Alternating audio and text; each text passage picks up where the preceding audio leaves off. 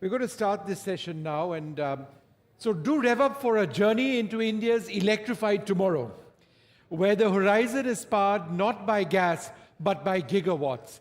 India is charging towards a cleaner, greener future with electric vehicles at the forefront.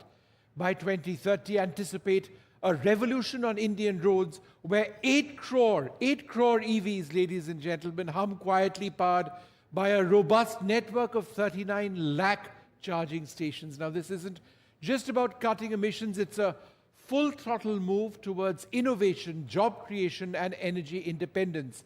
With government policies fueling the surge and private sectors igniting the charge, India's EV journey promises not only to redefine mobility, but to lead by example in the global electric odyssey. Joining us, Kartikey Hariyani, founder of and CEO of Charge Zone and Billioni. Thanks very much, Kartikey, for being with us.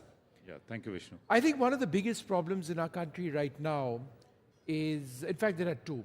Number one, the pace of manufacture of EVs. It's difficult. It's linked to semiconductor availability at one level. Secondly, the available of infrastructure to charge these EVs. So let's talk about the second part first. How soon before we have a realistically good nationwide spread of charging points? Yeah, it's a very valid point, and EV charging infrastructure is a number one enabler or a deterrent whether to buy or not to buy an EV. Now, Indian automotive industry or Indian automotive market is comprised of few segments of electric vehicles, which is very unseen in other parts of the world. We have two-wheelers, three-wheelers, and four-wheelers. And to begin with, luckily, a two-wheeler segment is a home charging candidate. And therefore, the charging infrastructure is largely driven either at your home place or a workplace. Yeah. While three-wheelers and four-wheelers will be driven by commercial EV charging infrastructure. And one has to really plan for it, unlike we probably didn't see an IC planning, an internal combustion engine planning for refueling, because it all came along. Yep. The gas stations, the petrol pumps got built over the last several decades. But when it comes to EVs, yes, one has to think through carefully in terms of how the EV charging networks will be planned for. And the technology and the power electronics and applied electrical engineering, as well as the grids, they play a supremely or a very critical role into each of these segments. Three-wheelers are generally enabled by a battery swapping, for example, or it is also enabled by slow AC charging, which is done or built for various parking hubs. We call it overnight charge, park and charge hubs. While four-wheelers, that includes fleet of cars or fleet of LCVs or buses and trucks, also are getting enabled by what we call as hubs and satellite points for charging infrastructure. So for each of this electric vehicle segment, the industry players have started investing into this. 6 years ago, the standards got built into this. Later on, the local ecosystem in terms of EV chargers, OEMs, played a bigger part.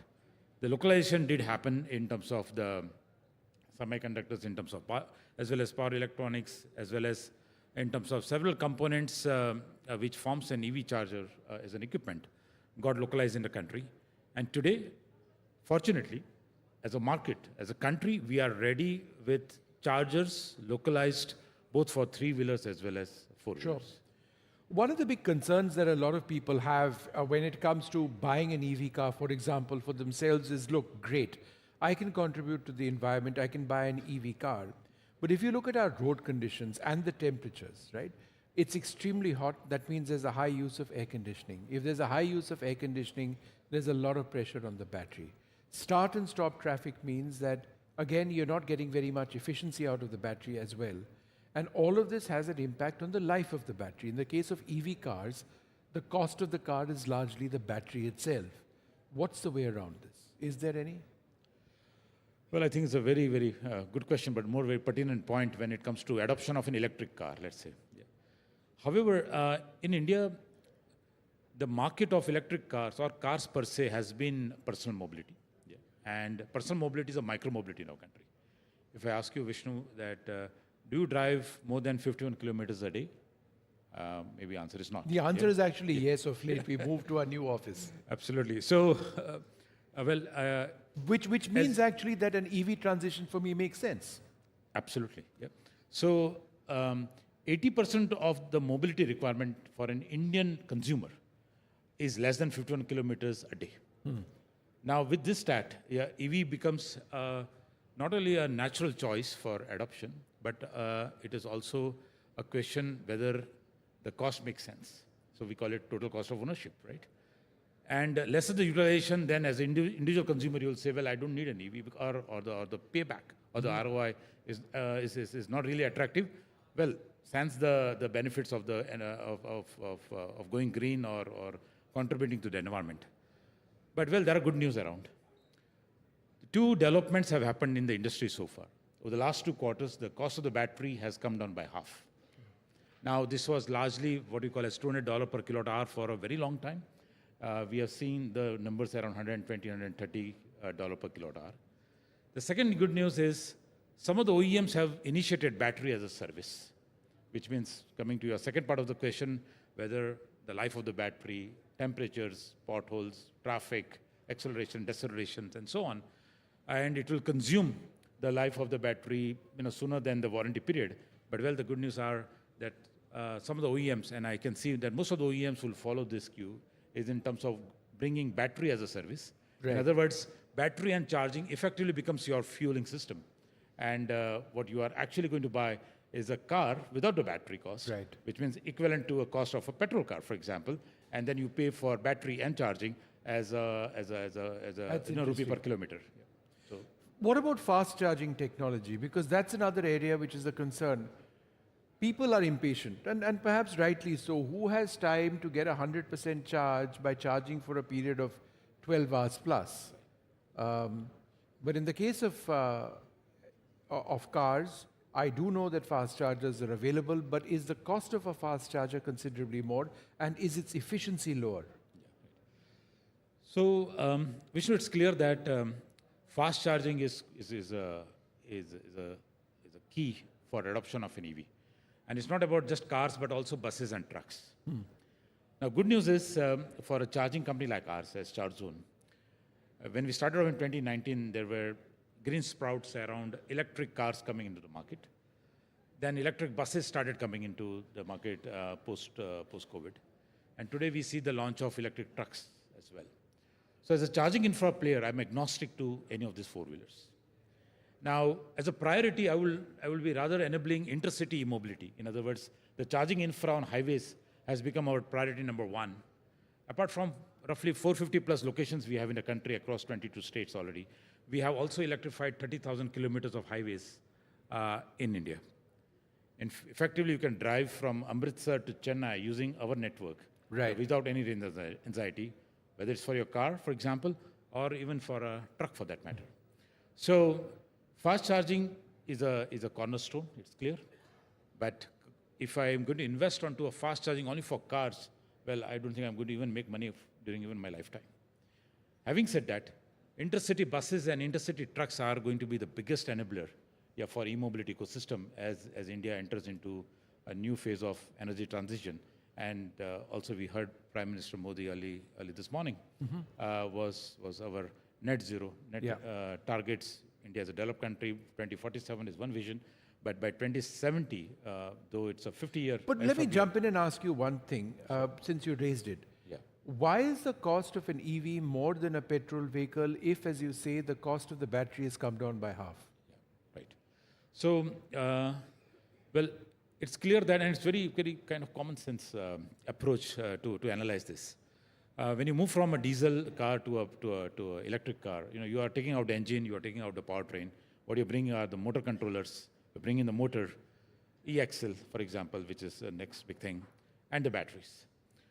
However, battery has played an important role as far as the cost of EVs are concerned. Now, there is still a gap in terms of roughly 50% now between a cost of a diesel car on road versus an EV car. Well, the TCO, the total cost of ownership in case of a car, if you are at 1.5x, which is the case today, in this quarter you'll see that you'll see a lot of new launches, or come Bharat Mobility in January 25. You'll see new launches, a slew of launches by various OEMs, where the cost of EV will be 40 to 50% higher than let's say a petrol or diesel car, for that matter. But a TCO for a consumer will matter if he's driving roughly, let's say, 100 kilometers a day. Yeah, so that's where the TCO becomes very, very attractive, at par what is going to pay for petrol or diesel. Well, but if you, but at the same time, when we speak about car, let us talk about commercial EVs as well. Sure. Buses and trucks. And fundamentally, in both the cases, we have seen the cost dwindling down thanks to the cost of batteries and thanks to the volume uptick, because the other factor apart from the cost of battery is also the volume production as an opportunity by the OEMs, which also brings the cost of components down. Otherwise, it will stay higher.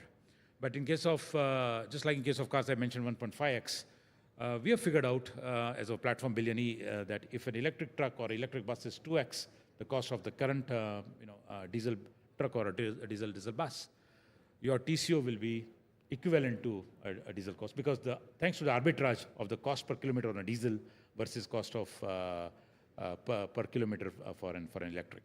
Yeah. Just to give a context in terms of numbers, a bus or a truck, for example, will be 25 to 30 rupees per kilometer, while for an electric bus or electric truck, it is less than 15 rupees per kilometer. That's amazing. Look, I'd like to thank you very much for chatting with us. And, we hope to have many more conversations with you, doing perhaps a deep dive into where we are with battery technology, because that's fascinating. And it's an area that needs to really, really improve and be widely disseminated for all of this to actually work out in the future with 2070 in mind.